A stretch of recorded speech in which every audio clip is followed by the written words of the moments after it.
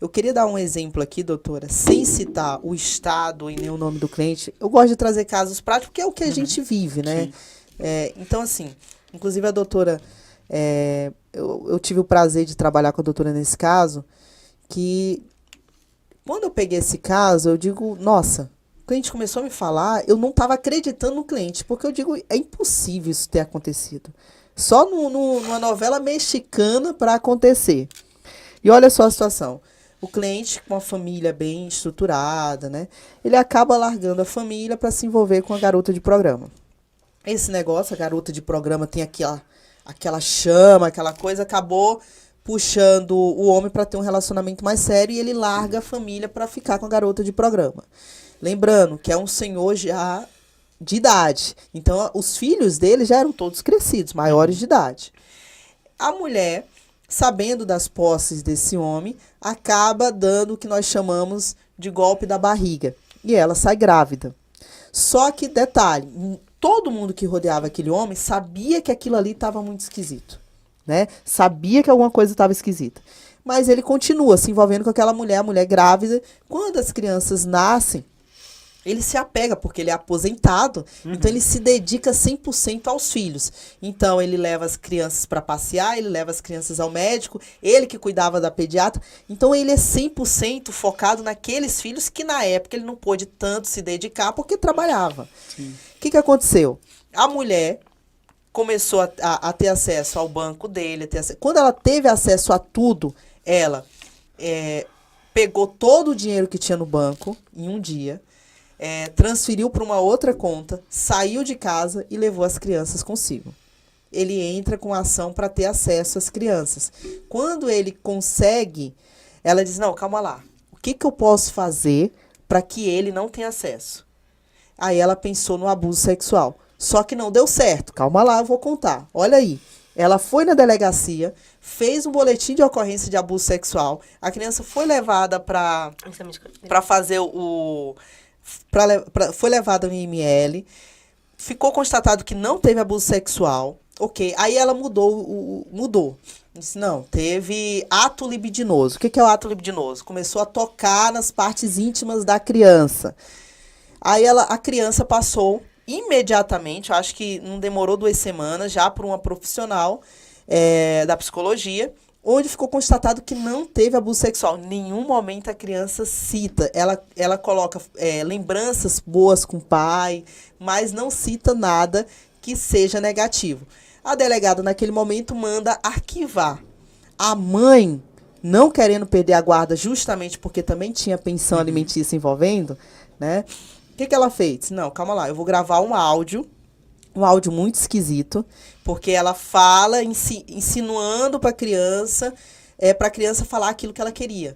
Ela leva a delegacia também com laudo de uma possível pediatra, que não era a pediatra da criança, e mesmo assim, aquela pediatra realmente no conselho de classe ela não é registrada como pediatra. Uhum. E aí leva a delegacia o laudo dessa suposta pediatra e esse áudio da criança. A delegada diz, olha, por medo de uma possível crime de prevaricação, Uhum. ela reabriu o caso e mandou para profissional. Um segundo laudo ficou constatado que não tinha também nenhum vestígio. Aqui eu estou falando de coisa séria, porque quando se fala de laudo, a própria profissional disse, não, calma lá, eu quero mais algo, eu quero algo a mais, eu quero uma investigação melhor.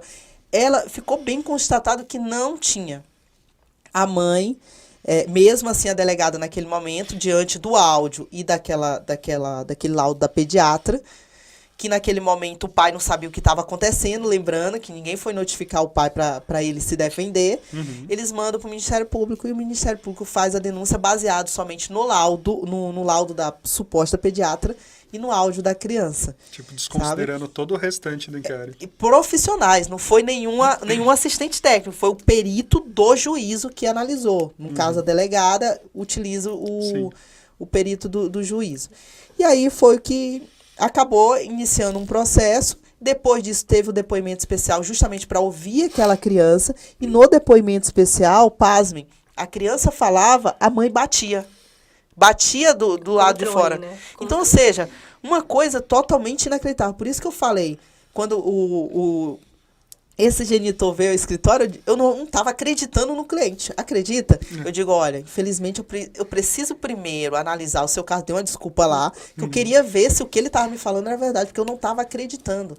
E quando você realmente analisa os fatos desse processo, você verifica que se trata de uma alienação parental, sabe? E esse homem diz, doutor, eu não aguento mais viver longe dos meus filhos, sabe? E ele, muito apegado aos filhos, não teve mais acesso, porque o que aconteceu? Com essa falsa acusação, a juíza suspendeu as visitas até os dias atuais, e aí nós estamos na labuta. Mas, assim, esse daí é um exemplo clássico de falsa acusação, tá? E daí a gente tem um problema que é essa questão, né, da palavra da vítima, né, de Que é muito forte. né, então assim, nós entendemos a importância da palavra da vítima, mas a gente, assim, dentro da área da psicologia do testemunho, né, que é algo que eu trabalho, a gente tem que entender que o testemunho, né, ele é a prova mais frágil.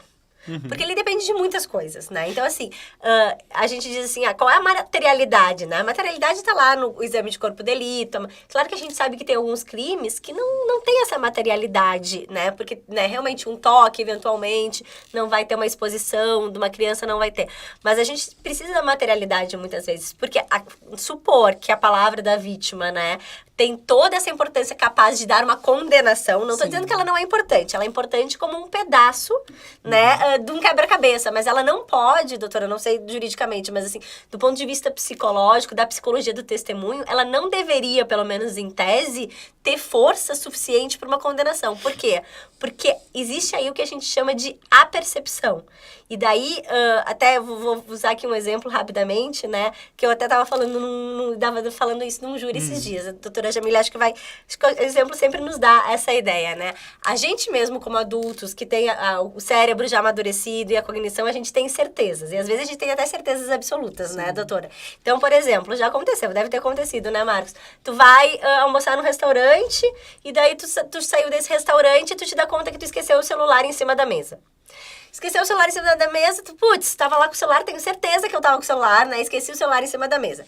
Daí tu volta no restaurante e daí tu procura o celular em cima da mesa, não tá ali. Começa, meu Deus, cadê meu celular? Cadê meu celular? Com certeza, conclusão, alguém roubou meu celular. Porque eu deixei o celular aqui. O celular não tá mais aqui, alguém roubou meu celular. Daí, Marcos, tu, chateado, obviamente, volta pra casa, super chateado porque roubaram o teu celular. E você tem certeza que tem certeza, não, mais certeza, tem certeza absoluta que roubaram teu celular. Daí tu chega em casa e te dá conta que o teu celular tava lá. E daí a tua certeza absoluta não era mais tanta certeza. Então, o que eu tô usando esse exemplo, né? Pra dizer que muitas... De arrependimento, né? De ter acusado um monte de gente. Então, assim, né? O que eu quero te dizer? Eu quero dizer que a gente, como adultos, tem certezas absolutas, né? E pra mostrar um pouquinho a fragilidade que a gente tem da a percepção, porque um relato, um testemunho, uma declaração, ela vem associada às tuas memórias passadas, às tuas próprias vivências. Nossa, esse relato da psicóloga no final é perfeito. Quem nunca passou por isso, de ter certeza absoluta de alguma coisa, mas muitas vezes você até se lembra, cara, você fala, não, tenho certeza. Só que no fim, você acaba quebrando a cara e vê que estava totalmente enganado. E o mais complicado de tudo isso é como a própria psicóloga disse, o relato, a palavra da pessoa, ela deveria ser apenas uma parte de todo o quebra-cabeça. Mas o que a gente vê hoje em dia não é isso. Ele já é o processo completo. Basta a querida ir lá e afirmar que já é o suficiente para abrir um inquérito, dar uma medida protetiva, acabar com a vida do homem e os caramba quatro. Agora eu pergunto para vocês que acompanham aqui o canal, vocês acham que tá valendo a pena se casar hoje em dia, namorar, se relacionar, ter filhos? Será que com a justiça tão falha e contra os homens do jeito que está atualmente, será que vale a pena? Qual que será o intuito por trás de tudo isso? Como que as coisas chegaram nesse ponto? Porque não é possível que simplesmente foi acontecendo. Não, galera. Tem que ter alguma coisa maior por trás disso. Eu não sei o que é, mas realmente me dá medo. Agora me diz aqui, o que você acha dessa história? Concorda comigo ou acha que eu tô viajando? Coloca aqui nos comentários. Não esquece de deixar o like e se inscrever no canal. Estamos quase chegando na marca dos 100 mil inscritos. Se você gosta do canal e quer ajudar, faça parte do clube de membros aqui do YouTube e tenha acesso aos vídeos antes de todo mundo. Tem também vídeos somente para quem é membro, tudo isso por menos de 5 conto por mês. O YouTube, galera, tem tirado cada vez mais o alcance dos vídeos, porque aqui a gente fala a real. Por isso, eu peço a sua ajuda. Assine o clube de membros, o link vai estar na descrição. Dá essa moral aí. Um forte abraço e valeu!